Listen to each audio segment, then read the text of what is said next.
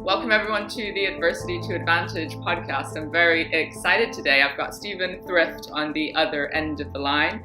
He's an accredited career coach with a fascinating story about adversity. So I'm so excited to hear your story. Welcome to the show, Stephen.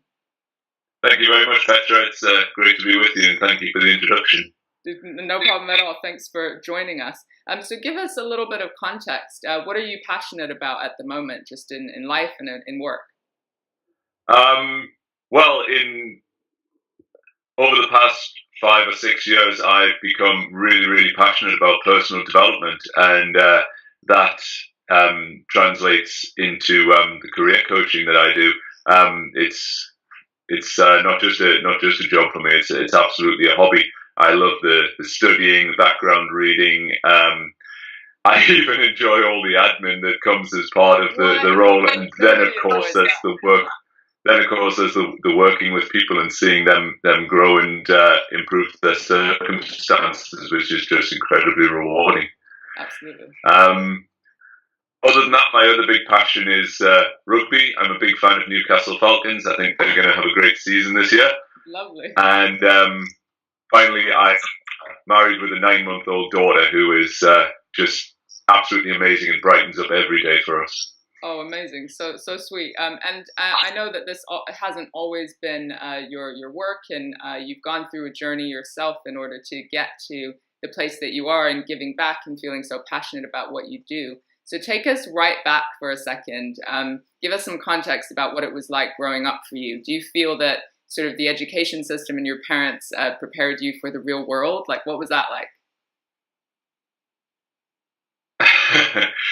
It's funny you say that. I have talked with various people in the past about possibly being prepared for a world that doesn't exist. I was brought up in Newcastle, and my parents split up when I was 6. They didn't get on for a lot of years, and my brother and I weren't always hidden from that. They were very rarely in the same room out of a courtroom, but you know we did kind of know what was going on.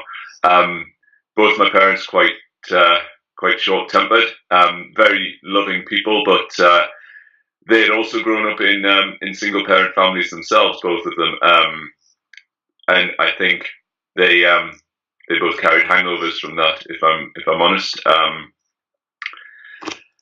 So yeah, I feel like that perhaps contributed to me being perhaps a bit of a nervous person. And then things, as we'll probably talk about, happened at school that kind of contributed to that as well. So I feel like I was brought up with a huge sense of right and wrong, which is obviously a good thing, but I feel it was very rigid.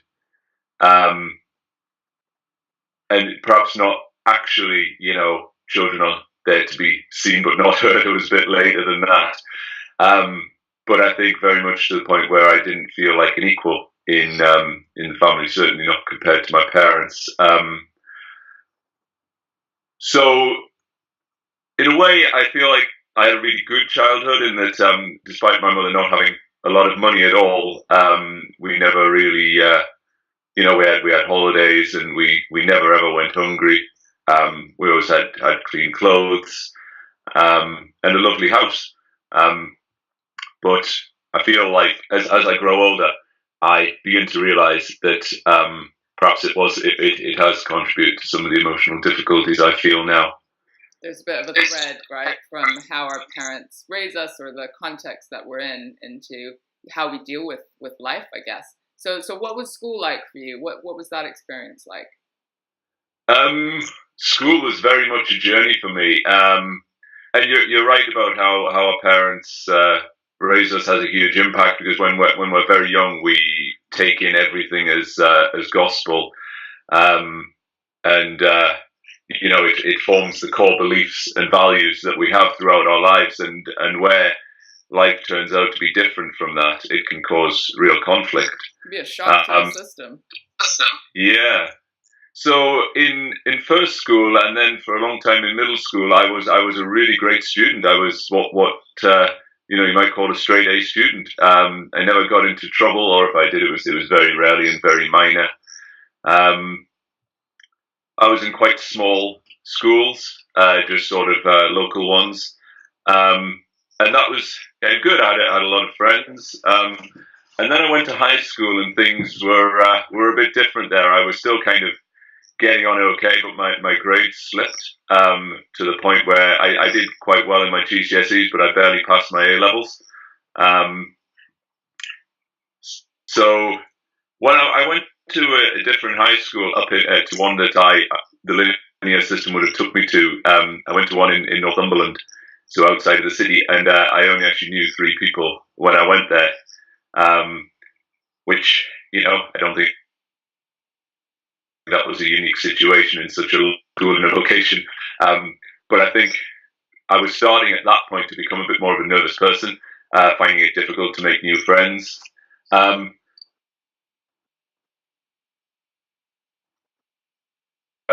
Sort of the major difficulty I had in my GCSE years, which is that I was bullied quite severely by, ironically, a boy who initially I became quite friendly with, and I thought we were going to be friends, but it didn't really work out that way, and so that was a traumatic few years for me. So it was very specifically one individual that sort of terrorized you or made your life quite difficult at school? Yeah, definitely. And it's, for a long time I didn't really think about this. This is slightly more than half my life ago now, when I finished my GCSEs. But when I went through it with a counsellor a couple of years ago, it was a very emotional experience, and it made me realise that perhaps I do have some hang-ups about it still.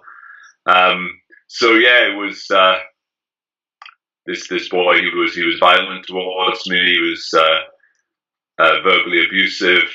But the more I thought about it when I was doing it with the counselling, and we went through various techniques, I began to really think about why it happened, and that wasn't necessarily why it was me that he picked on.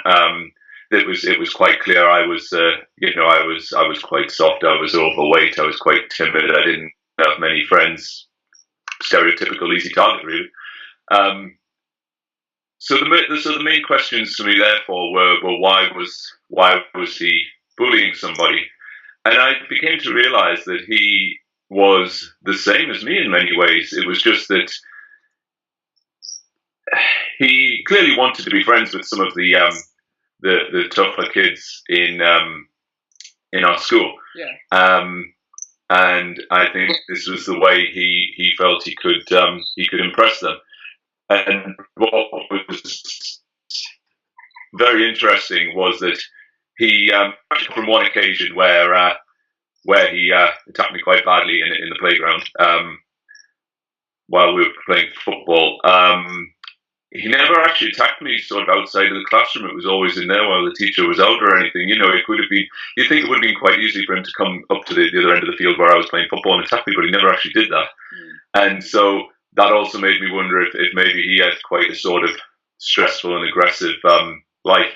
And this was, and sort of when he was bored and struggling with something like in class, then that side would come out. I think people listening, I don't think it was ever really about me, and to be honest, if it hadn't been me, it would have been somebody else. Yeah, but that's a huge way of shifting how you look at it, because as a kid you would feel like a victim, like you're being attacked Definitely. in some way, all those sorts of things. And so somehow the work that you've done, you're actually describing it with a level of empathy for what his experience was. Yeah. I would never ever want to see him again, obviously, and I'm sure I never will. I did see his face and name pop up on Facebook a lot of years ago, and just all right, I'm not going to get into that block straight away.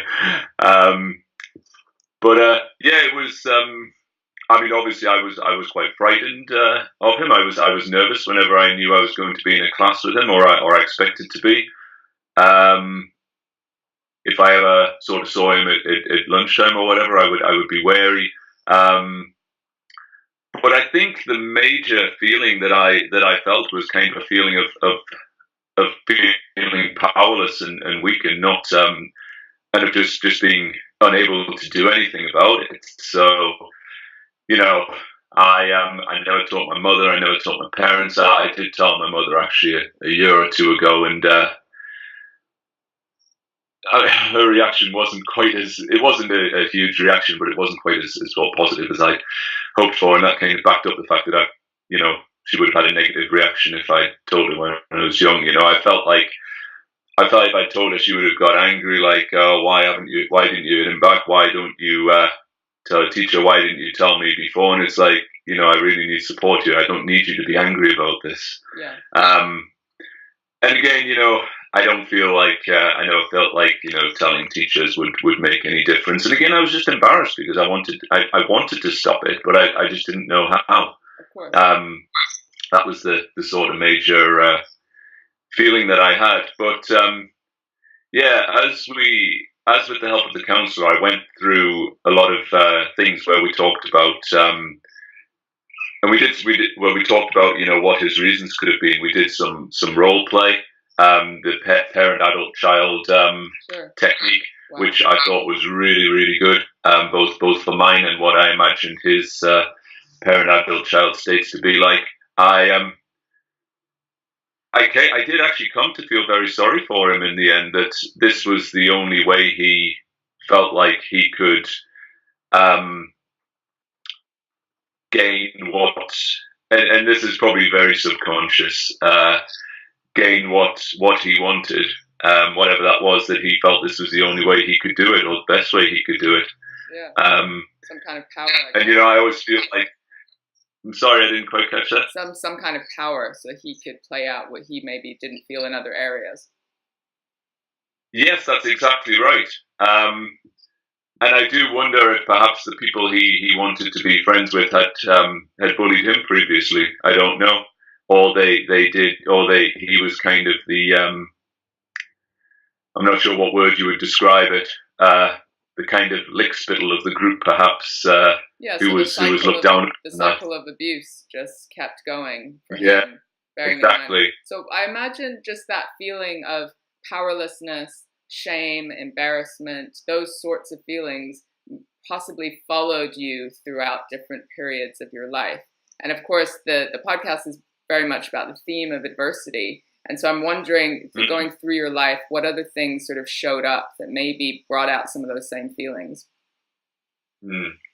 Well, yeah, I mean, difficulties I've had at work in different periods, difficulties in my first marriage, but I do kind of feel now that I've forgiven this lad. And as far as I can. Huge. So yeah, and like I say, I understand that it was never really about me. That he was showing weakness by the only reason the way he could get what he felt he needed was to attack somebody who was isolated and wouldn't fight back. Whereas, and there were times I tried very hard to fake an illness so I didn't have to go to school, but my mother was a bit wise for that. I turning up every day, I was showing a lot of strength, actually. So that's quite good. It's a total reframe of how you were experiencing it. Yeah, and the great thing is that there was something that I found. I remembered in the process that I'd forgotten for perhaps a lot of years. It was the last time I certainly saw him in school. I think I saw him once in Newcastle city centre, like a little while later. But if it was him, he didn't see me. But we had the sixth form open day, and so none of us were in my year were in school uniform. We were in suits and ties. And I walked along the corridor, and I don't think he saw me, but he walked past me talking to somebody else, and I just looked to the heavens and thought, my God, this is never going to end. But after a few, and I don't know at what point it happened when I was in sixth form, and it must have suddenly clicked that he wasn't coming back. And looking at that now, I would say that what that taught me is that you know, almost every bad thing does eventually come to an end, and you know, you just got to fight your way through it as best you can. Really, does that make sense? Yeah, it does. Do you use that as a bit of a mantra when other sort of bad stuff maybe occurs, that you just have this sense now, or this evidence base that it will end and you just have to hold on, or like, how does that support you? I think I'm a lot more proactive now in doing in trying to solve problems. Um, but yeah, that is something good to keep in the back of my mind. That you know, even when it's even when things are looking really bad, you know, it's eventually going to pass over. And you know, you probably most likely survive it. That's a nice way of looking at it. And I know that you've had some additional adversity that you faced. You talked about your first marriage falling apart, but also there was a process for you around work that has led you to the passion and the path that you're at now through personal experience. Give us a little sense of that. Well, perhaps start by talking about my first marriage, if I may, because that comes Sure. first. So yeah, my first wife and I had been together for 2 years, and we were both 22, I think. We'd been together for a couple of years, and I was still in my last year of university. She had graduated. She had struggled to find a job initially, and part of the reason for that was because she wasn't from the EU, and she struggled to find someone who would give her a work permit. Um, so she found a job, but she couldn't get a permanent residence off that. So you know, we decided that we would get married. The idea, certainly from my point of view as well, you know, I want to be with her for my whole life. You know, we'll probably get married anyway. So might as well do it now. Um, so we were, we always had a bit of a volatile relationship in that we were both very passionate and at times angry people. Um, I found that very difficult to kind of talk to anybody about the fact that we didn't get on all the time. And that, frankly, we could both be violent sometimes. So, you know, she did actually hit me a couple of times. I never hit her, but I did, you know, throw things around the room, and that sometimes it's unfortunate, but that is what happened. And then so we were married for maybe just over a year and a few months, and then her kind of attitude seemed to change a bit. She had got a new job where she stayed for long hours. We just weren't getting on very well. I didn't sort of recognise that I could do anything about this, so I was becoming more unhappy. I started drinking more than I should have. And obviously that didn't make anything better. I should have been thinking about how we could get on better rather than being unhappy and drinking, but that's what happened. And eventually, I can remember we were in a park one day, and she got angry with me, and I said to her, "Look, what the hell is going on? Why have you been being horrible to me for the last few months?" And she told me that she wanted a divorce. So, I mean, with hindsight, that shouldn't have been a huge shock, but it was. And over the next, and you know, I was distraught because you know I did, even though we weren't getting on very well, I did really love her, and I wanted us to keep going. So yeah, over the following year, until we did eventually get the divorce finalised, I you know, continued to drink quite heavily. Actually, there's a couple of times I can remember, you know, I was probably still drunk when I went to work the following morning. And I didn't particularly like the fact that was going on, but I sort of, it was difficult to stop in a way. You know, I used to get out of work and think, right, get home and I can have a drink. Or I remember probably the worst night. I got home from work at 3 or 4 o'clock. I was working early shift, and I thought, right, okay, I'm not going to drink tonight. I'm not going to drink tonight. No way. And it was very difficult. And then eventually it got to 7 o'clock, and I went downstairs to the the corner shop on the bottom of the block and got some beers and drank a few. And at that point, I kind of thought, right, what am I going to do here? Yeah. So I did look up like Alcoholics Anonymous and that, and think, I'm not sure I'm a full blown alcoholic yet, but I think I do have some kind of dependency. Yeah. So the divorce finally went through. We, I sent her a letter saying that, will you please sign this right back and say that to agree that we'll never have any financial claim on each other and we'll never have to see each other again. She sent it back, very good. And how I kind of then got, and that was quite good in sort of healing a few of the emotional wounds, really, and moving on. Okay. Hey everyone, we've had some technical difficulties, so we're just reshooting some of the questions to follow on from the interview. Thank you so much for bearing with us. Stephen, so you've talked a bit about your history. You've talked a bit about your school time, the stresses there, the first marriage, descending quite rapidly into drinking, and sort of not being in a good place. And I'm wondering if you had any kind of rock bottoms at that point where it just really felt like, do or die, I've got to make some new decisions to move out of this. Well, like I said, probably the worst moment in terms of the drinking was that Monday where I tried really hard not to drink, but I ended up doing it anyway. But I think it was kind of a quick decision I made that, right, okay, I'm not going to drink Mondays to Thursdays, but I'm not going to try and control the weekends. And that kind of helped me in a way. But then just being in a new environment in the new flat, and then I got a part-time job. And maybe not go into too much detail, but I've actually been thinking recently that those first couple of years after my first divorce, they were probably such an amazing time. I didn't understand it at the time and appreciate it. I was earning probably the most money I ever did from proper employment. I didn't have any commitments. My mental health was great.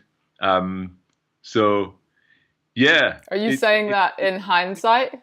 Sorry. Are you saying that in hindsight that you notice now that it was the best time, or did you realize it then? No, I was just thinking about it recently. Yeah, so I perhaps very quickly went from a very low point into what I didn't appreciate at the time was a very high point.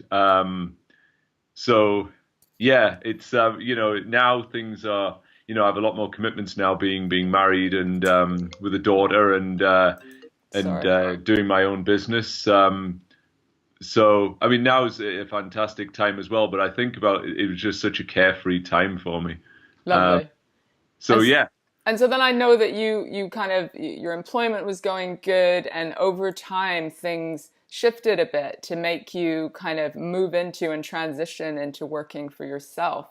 Tell us a bit about what changed within the work environment or how it affected you. Well, so the job I was doing at the time of the sort of the bad times and then the really good times, I was made redundant from there, and I walked pretty quickly into a new job with my old boss who'd helped found a company. That was the start of 2011, and that was just going really brilliantly. I really enjoyed it. He's a really great guy I was working with. The company was growing. And then in early 2000, in late 2011, I met the lady who's now my wife, mother of my daughter. So that was going really well as well. And then early 2012, something just seemed to happen, and I wasn't really aware of it for a little while. I didn't know what was happening. I just became a very sort of frustrated and angry at certain things. So the clear issue seemed to be that I was struggling with the sort of background noise in the office a lot. So people coughing and sneezing and that, and I didn't really know why it was happening. I remember that my now wife and I went to Portugal for a week in early 2013, and I thought to myself, maybe I'm just stressed. We'll go over there for a week, and I'll calm down a bit, and I'll come back, and I'll be fine. And we went over there, and it was great. We had a great time. And then I came back, and it all just seemed to start happening straight away again. So that was perhaps the first indication that something was wasn't quite right. For a few months, because of our working patterns, I'd go to meet my wife at work in the afternoon after I'd finished work and get the key for her flat, and I'd go and have a sleep or something before she finished. And she would comment that I always looked really angry and unhappy when I turned up, and that was kind of worrying her a bit, and obviously didn't give a great impression to her colleagues and patients at the hospital. So she sent me to both of us. She got us some sessions through Groupon or Voucher with a personal trainer, who turned out to be he worked as a life coach as well. And Stevie's called, ironically, and he and I just hit it off straight away, to the point that he still coaches me now. He taught me a lot about sort of theories that he'd read up about, and how he'd gone from being unhappy at work to finding what he really loved to do. So so that kind of helped me sort of work my head out slightly. The problems that I was having with sort of noise and anger and that it intensified to become sort of out of the workplace to the whole of my life. But I still didn't understand what was going on until I remember it was in December 2013. I was reading the Daily Mail's website. It is useful for something, it turns out.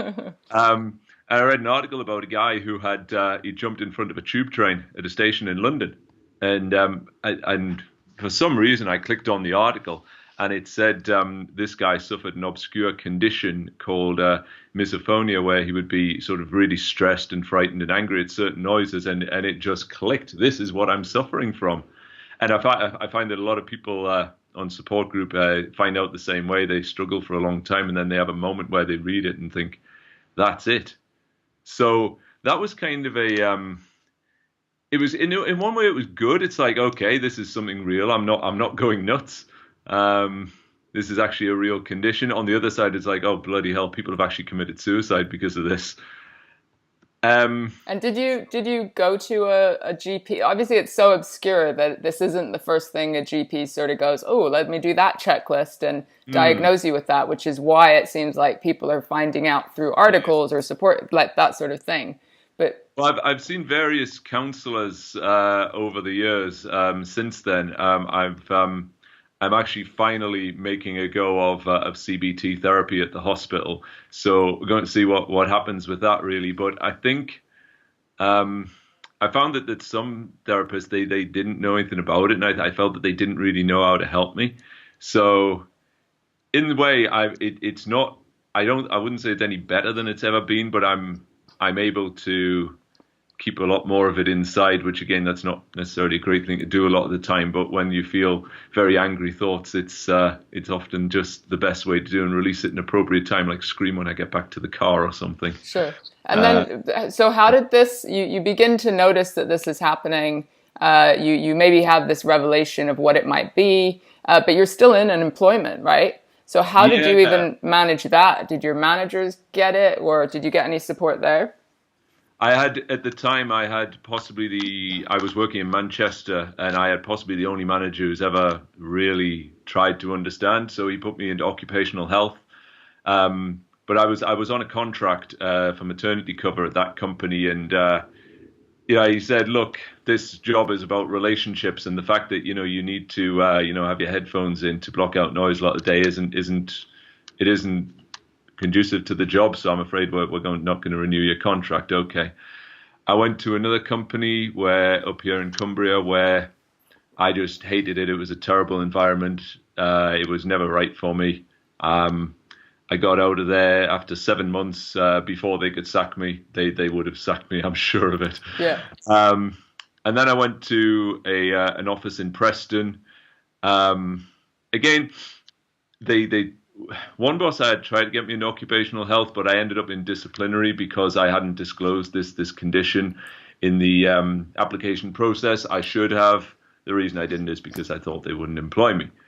And can I just say that goes into lots of people that have a variety of mental health issues, the fear and the stigma, right? That we don't put it on those kinds of forms. I feel like, if I look back on it, I was on a contract there to help with a certain project. The project got stalled, and I feel like the reason that they eventually wanted to get rid of me was to save money on this kind of thing. And they looked at me and thought, he's given us a fantastic reason to get rid of him. He'll be the one to go. So I don't think it was. I don't think it was because of my illness that I was sacked in a way, but I think that it gave them an excuse. Sure. I was not at all disappointed when I was sacked. I thought I'd go back. Was it getting worse for you? Like over time, did it progress, or was it just kind of consistently there? Getting worse in itself, but when I got fired, we're now in February 2016, so this is 4 years after it started, and it was just clear to me that office work just wasn't working. Yeah.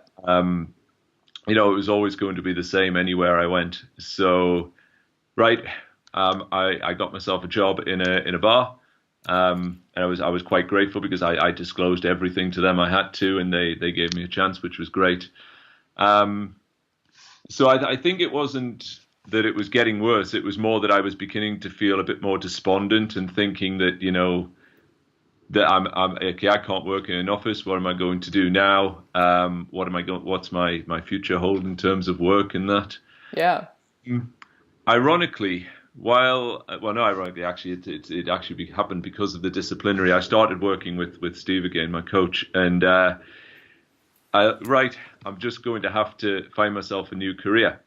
And I kind of had an idea of what it could be. I knew that it had to be something where I would find something fulfilling, where I could see the tangible benefit of helping somebody, because so a few months earlier than that, in 2015, I'd been to a workshop in London led by Jack Canfield, the American success coach. And I'm watching him up on the stage talking about all this stuff about success principles, law of attraction, and I'm looking at him. I'm thinking, I could do that. I could talk to people about this, and I'm really enjoying it. I love talking about personal development. Yeah. And then probably one of the most emotionally intense moments of my life, he started talking about a guy called Ken Behring, and if we could just take a minute or two to explain exactly what he said. He briefly told us the story of Ken Behring's life. He said, so Ken Behring was born in the Great Depression in really severe poverty. And he grew up to become a multimillionaire, like in the Forbes list and everything, through cars and property. And he divides his life into 4 different sections. So the first one is called Stuff. And his book's divided into this as well, where, has a nice car, nice, house, all that kind of things that you get when you're rich. Sure. But he still thinks, well, I'm not really happy here. So he has the second stage of his life called More, where I said a better plane, a better car, a nicer house, more houses and that. Yeah. Still not happy. So he goes for different. He buys the Seattle Seahawks NFL team and, all kinds of things. But again, he's still not really feeling joy. And he's getting into philanthropy at this point because of all the money he has and all of his rich friends. And one day he's doing a mission to Africa in his private plane. And as one of his rich friends says, oh, can we stop off in Romania on the way home and just drop off a few wheelchairs, So, oh, yeah, fine. So they go to the wheelchair delivery, and Ken Behring, he picks up this guy who's been, never walked in his life. Puts him in the wheelchair, and I'm shivering as I tell you this, as I do with everybody, because it was such a huge moment for me hearing this story. He puts him in the wheelchair, and the man looks up to him and says, "Thank you. Now I can go out and smoke with my friends." And he just turns away and like, "I'm glad I could help you," And I thought that was the first time he ever really experienced happiness in his life from something so simple, and it led to finding his purpose. So he founded the Wheelchair Foundation that gives out millions of wheelchairs to people in poor countries. Got involved in water projects and all that. And at that moment, I thought to myself, right, I need to find a career where I can make that kind of impact. And I thought about the work I was doing at the time. I'm working in the HR department, pushing spreadsheets of a huge FTSE 100 company. It's like, would it make any difference at all if I wasn't here? Yeah. Probably not. Yeah. And then when I was fired from my job, I was working with my coach Steve, and we came up with coaching as a possibility for me. So I did a diploma and started working in that. And it's as we were just talking about before we started the interview here, there are ups and downs, peaks and troughs. But I mean, I've just had a session with a guy this morning. I've been working with him for 3 months, and it's really making a good impact on him. I absolutely love it. Above the even above the obvious, financial benefit that I get from the work. So it's the purpose, the fulfillment. Absolutely, this is what I need to hear today, because it can also be like lonely and stressed and like trying to build the business side. But then it's in those moments when you speak to a room, or you train a person, or you do the coaching or the therapy or whatever it is that we both do. When you see the little like light bulb moments, or the little thing that's just going to impact the entire path of their life, it can get us really excited. You get to the end, every few sessions, you just say, right, we've been, can I just ask for some feedback on how you think we're working together and all that, and anything you think that needs to change or that I could do better? And they explain some things that you could do differently or whatever, but they also say, they just naturally explain the benefit that they're getting from the work, and that's just really amazing. I say it's above the financial thing. I've had a few people who they give me money for like 3 or 4 sessions, and they only ever turn up to one, and it's like, well, I feel really frustrated about that, because I've got your money and I don't have to work for a lot of it, but it's been an absolute waste of your time and your money. So and you're in it for helping to create impact, right? So you're frustrated for them that they're not investing themselves in it in the way that they could, and that I haven't been able to do for them what I felt I could do. Yeah. And so you obviously had these moments where you found some purpose and direction, and have begun to build a life, of success through that, which is outstanding.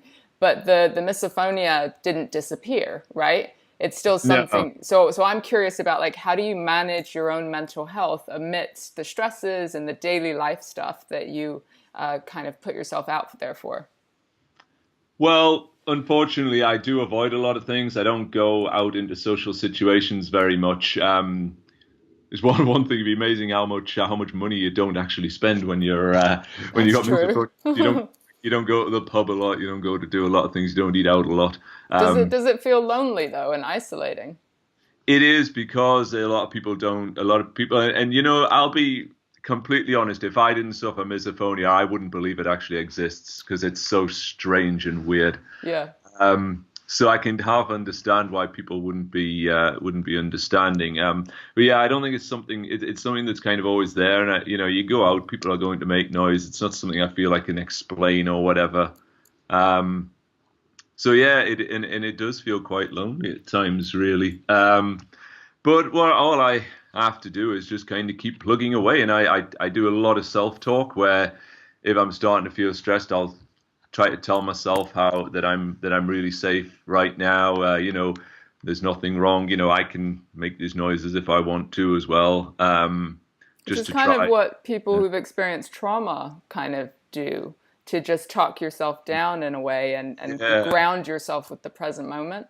Definitely, because it's a bit like sort of trauma of where the flashbacks or the memories come up, where there's no threat in that particular moment, but your brain is perceiving that there is. And I think with misophonia, there is probably some link to difficulties in my youth, which I'm trying to get through with the which I'm trying to work with the CBT therapist. So yeah, your brain is perceiving the threat, and you have to try and talk it down to say, no, that there's nothing wrong in this particular moment. Just cool it a bit, please.